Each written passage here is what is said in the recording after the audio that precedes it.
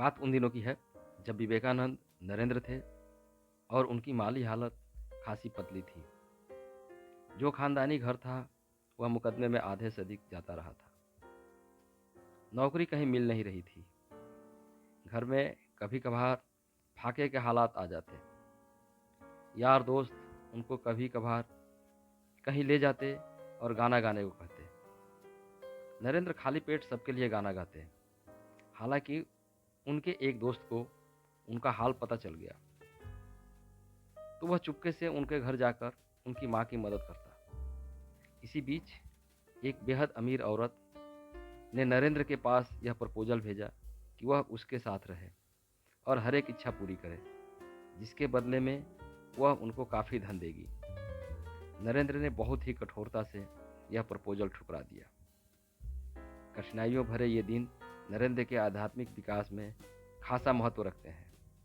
उन्होंने खुद लिखा भी है, इन सब विपत्तियों के रहते हुए भी मेरा विश्वास ना तो ईश्वर की सत्ता से और ना ही देवी कृपा से उठा। हर सुबह मैं उनका नाम लेकर उठता और नौकरी की तलाश में निकल जाता। एक दिन नरेंद्र की माँ ने यह सब देखकर उनसे कहा, तुम वाकई मूर्ख हो। बचपन से ही तुम भगवान भगवान की रट लगाए हो। क्या क्या भगवान ने तुम्हारे लिए। माँ का यह कहना था कि नरेंद्र के दिमाग में जैसे सैकड़ों घंटियां बज उठी। दिमाग में शक कर गया, क्या ईश्वर वाकई है तो मुझे सुनता क्यों नहीं, कुछ बोलता क्यों नहीं, है तो इतना क्लेश क्यों है। ईश्वर चंद्र विद्यासागर की यह बात भी उनके दिमाग में घूमती कि अगर ईश्वर दयालु और गौरवपूर्ण है तो अकाल के समय दो दो कौर बगैर करोड़ों लोग मरते क्यों हैं।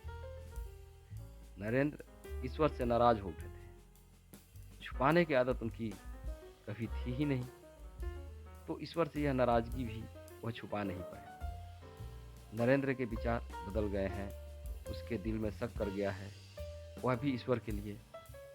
बहुत जल्द यह खबर कलकत्ता भर में आग की तरह फैल गई। लोगों को लगने लगा कि अब तो नरेंद्र शराब भी पीने लगेंगे और मांस भी खाने लगेंगे। खबर दक्षिणेश्वर काली मंदिर भी पहुंची। रामकृष्ण परमहंस ने भी यह सब सुना, लेकिन यकीन करने से मना कर दिया। उनके शिष्य नरेंद्र से मिलने गए। नरेंद्र ने उनको समझाया कि सिर्फ एक नर्क के डर से ईश्वर में यकीन लाना कायरता है, बहुत बड़ी बुद्धिजीली है। नतीजतन रामकृष्ण परमहंस के शिष्यों ने इस भरोसे के साथ नरेंद्र से विदा ली कि अब तो यह लड़का भटक गया। लेकिन नरेंद्र जानते थे कि रामकृष्ण उनको जरूर समझेंगे। शिष्यगण दक्षिणेश्वर पहुंचे और ये पूरी तफसील रामकृष्ण परमहंस को दी। रामकृष्ण ने सब कुछ सुना और कुछ भी नहीं सुना। उनके भाव एक से बने रहे। जब रामकृष्ण के एक प्रिय शिष्य भवनाथ ने आंखों में आंसू भरकर यह कहा कि उन्होंने सपने में भी नहीं सोचा था कि नरेंद्र इतना नीचे गिर जाएंगे, तो रामकृष्ण परमहंस से नहीं रहा गया। बड़े ही गुस्से में वह बोले, चुप रह मूर्ख, माँ ने मुझसे कहा है कि ऐसा कभी नहीं हो सकता। अगर तूने फिर मुझे से ऐसी बात की तो जीवन में कभी तेरी शक्ल नहीं देखूंगा। दरअसल नरेंद्र को भगवान शिव का अवतार मानते थे रामकृष्ण। उनके खिलाफ एक हर्फ तक नहीं सुन सकते थे। एक और शिष्य बोला तो उसे भी डपट दिया कि तुम शिव निंदा कर रहे हो। नरेंद्र को समझना इतना आसान नहीं है। खैर दिन बीते, महीने और ऋतुएं भी, लेकिन नरेंद्र को कहीं अस्थायी काम नहीं मिल पाया। एक बार बारिश में भीगते, भूखे पेट, थके मांदे नरेंद्र घर लौट रहे थे। हर ओर निराशा, हर ओर अंधेरा। आंखें खुली थी लेकिन कुछ दिखता ही नहीं था। सामने एक मकान था। नरेंद्र उसके सूने बरामदे में एक ओर बैठ गए। दिमाग में आंधियां चलने लगी। नरेंद्र को चक्कर आने लगा। तभी उन्हें लगा कि कोई अलौकिक ताकत उनके दिमाग में छाया सारा भ्रम छांट रही है। उन्होंने महसूस किया कि उनके सारे शक एक के बाद एक ताश के पत्तों की तरह ढहते जा रहे हैं। ईश्वर में उनका भरोसा वापस लौट रहा है। अब नरेंद्र शांत हो गए। थकान जाती रही। घर वापस लौट आए।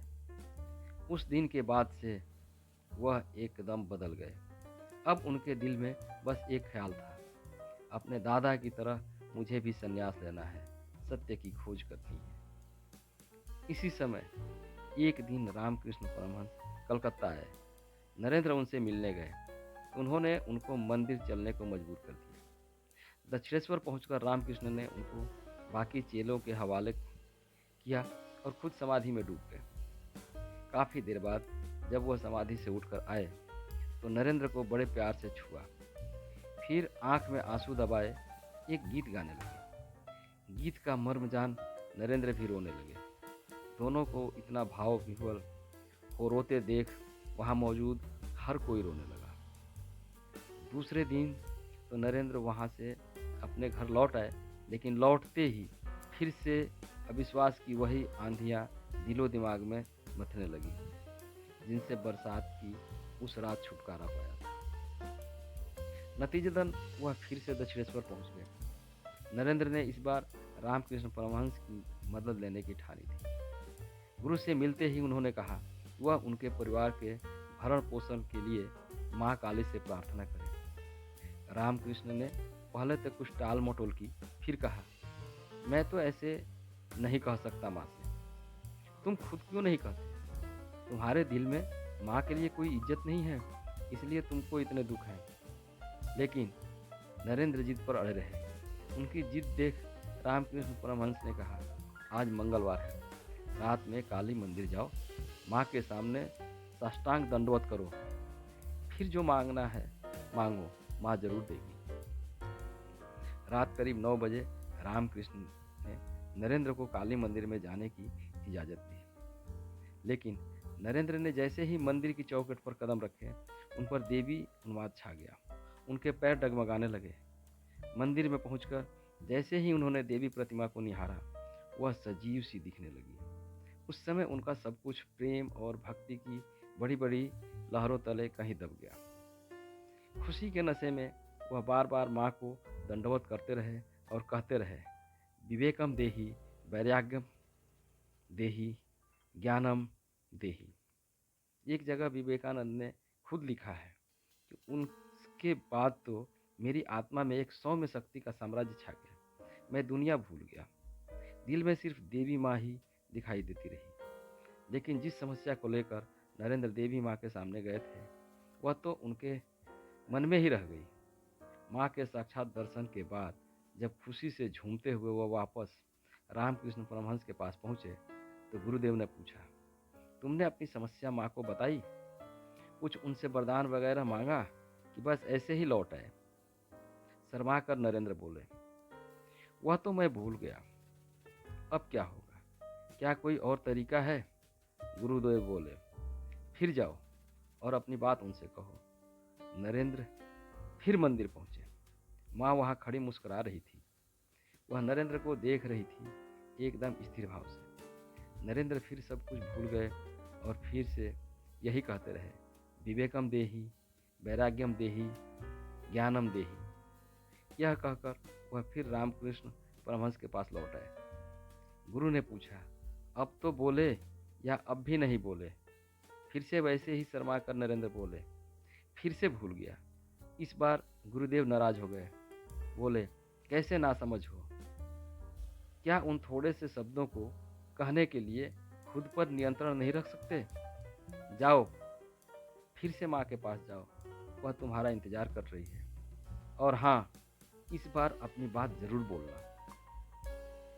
नरेंद्र फिर से माँ के पास पहुँचे। माँ फिर से उनके सामने साक्षात उपस्थित। इस बार फिर से नरेंद्र वही बोले कि वह ज्ञान और भक्ति के अलावा कुछ और नहीं चाहते। बाहर आए तो वह समझ गए कि यह सब उनके गुरु की इच्छा के चलते ही हो रहा है। यहाँ से नरेंद्र के जीवन का दूसरा चरण शुरू होता है।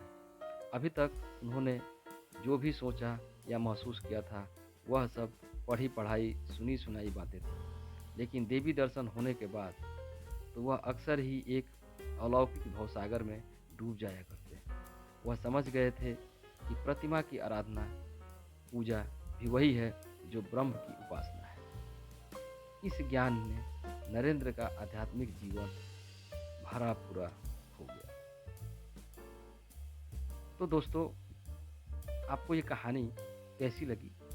अगर आपको कहानी पसंद आई हो तो कृपया लाइक करें, शेयर करें और कमेंट बॉक्स में अपनी राय दें। और भी अच्छी अच्छी कहानियाँ सुनने के लिए मेरे चैनल को सब्सक्राइब करें।